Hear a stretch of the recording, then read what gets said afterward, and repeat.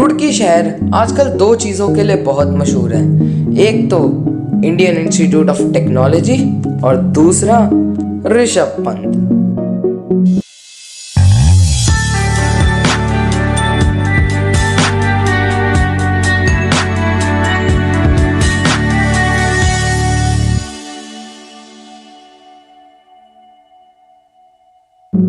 Hello दोस्तों, आज हम आपको सुनाने वाले हैं इंडिया के currently one of the best wicket keeper batsman Rishabh Pant की कहानी। इनकी कहानी हमें सिखाती है कि हार को कैसे हराना चाहिए, स्ट्रगल कैसे करना चाहिए और ज़िंदगी में आए उतार चढ़ाव को कैसे पार करके आगे बढ़ते रहना चाहिए। तो चलिए बिना किसी देरी के इस कहानी को शुरू करते हैं। ये कहानी शुरू होती है 4 अक्टूबर 1997 को, जब ऋषभ पंत का जन्म रुड़की शहर में हुआ जो उत्तराखंड में है। ऋषभ पंत के पिता का नाम राजेंद्र पंत और माता का नाम सरोज पंत था। ऋषभ पंत बचपन से ही क्रिकेट में बहुत ज्यादा इंटरेस्ट रखते थे और पढ़ाई में बिल्कुल भी ध्यान नहीं देते थे। इससे उनके माता पिता बिल्कुल भी खुश नहीं थे, पर बाद में जब उनको पता चला कि उनके बेटे में इतना टैलेंट है तो उन्होंने उनके बेटे को क्रिकेट के लिए सपोर्ट करना शुरू कर दिया। 12 साल की एज में ऋषभ पंत तारक सिन्हा की सोनेट क्रिकेट एकेडमी जो दिल्ली में स्थित है वहां पर आते।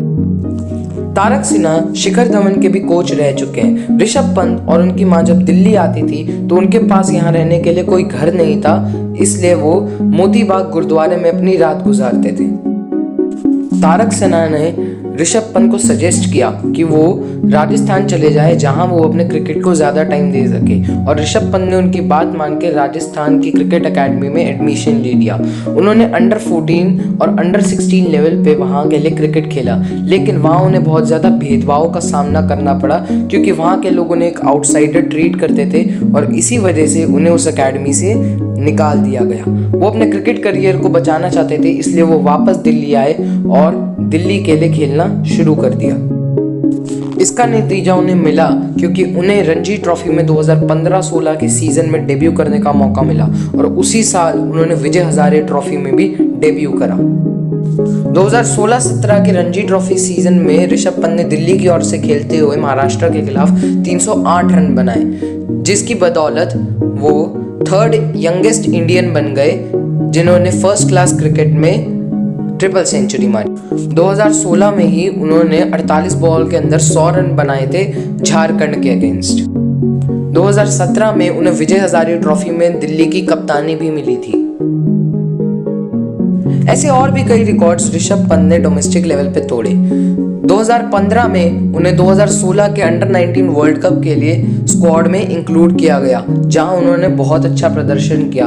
उन्होंने 18 गेंदों में 50 जड़ी, जो अंडर 19 वर्ल्ड कप में अब तक की सबसे फास्टेस्ट 50। अब बात करें उनके आईपीएल करियर की, तो उन्हें 6 फरवरी 2016 में दिल्ली डेयरडेविल्स ने 1.9 करोड़ में खरीदा था और उसी दिन उन्होंने अंडर 19 वर्ल्ड कप में एक सेंचुरी बनाई, जिसकी बदौलत इंडिया सेमीफाइनल्स में गया था।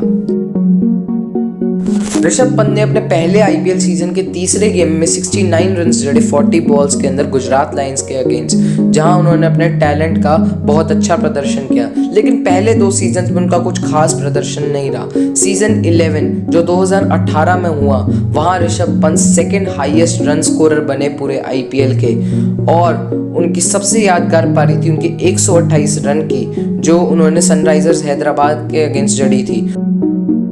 और ये पारी किसी भी इंडियन के द्वारा सबसे ज़्यादा स्कोर थी आईपीएल में, जिसको 2020 में 132 की पारी जो केएल राहुल ने रॉयल चैलेंजर्स बैंगलोर के अगेंस्ट जड़ी थी, उसने तोड़ दिया था। ऋषभ पंत कभी भी अपॉर्चुनिटीज को छोड़ने में विश्वास नहीं रखते और उनकी फाइटिंग स्पिरिट भी कमाल की है।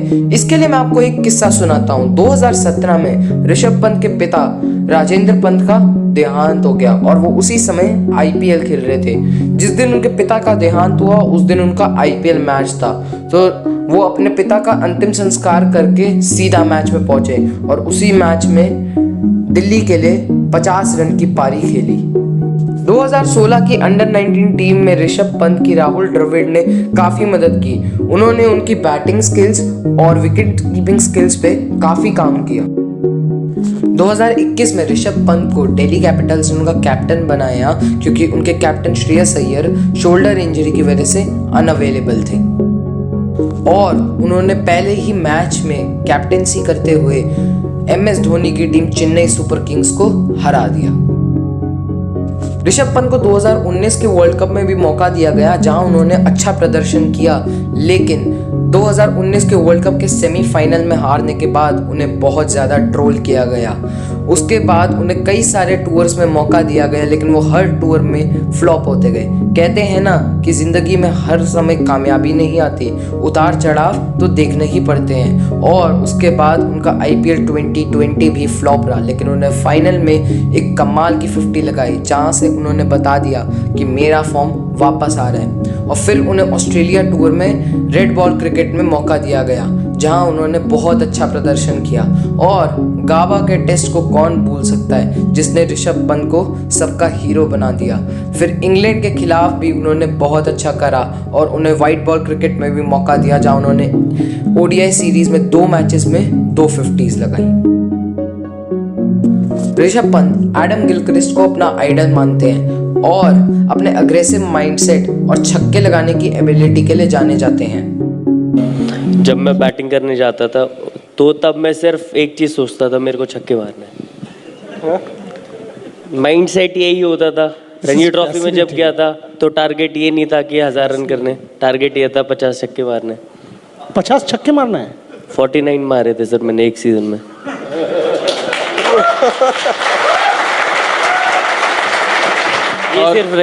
और मैं आपको एक बात कहूँ, अगर T20 खेलना है ना तो ये माइंडसेट से खेलना है।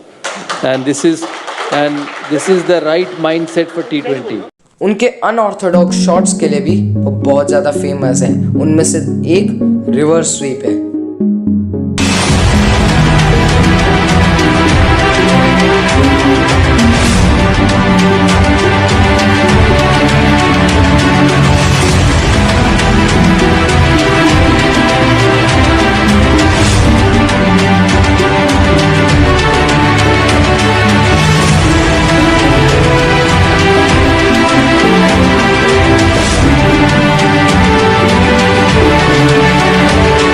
और उनकी कमेंट्री के तो क्या कहने।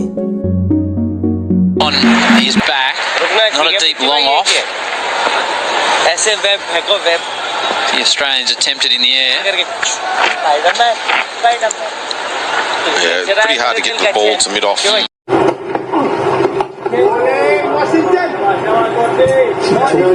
players that are here, and you mentioned the injuries from Australia. Today's is a huge. आपकी वजह से हमको एक क्रिटिसिज्म मिल रहा है बहुत कि जब आप स्टंप्स के पीछे हो कहते हैं कमेंट्री बंद करना। ऋषभ की बात सुनो। अब सर, अब ये मेरा कॉम्प्लीमेंट है या आपको थोड़ा प्रॉब्लम हो रहा है तो आप नहीं, बिल्कुल कॉम्प्लीमेंट है, कोई बात नहीं। Well played Rishabh Pant, fantastic performance. Man of the match today was Rishabh Pant, congratulations. Thank you sir. तो यही थी हमारे wicket keeper batsman Rishabh Pant की कहानी।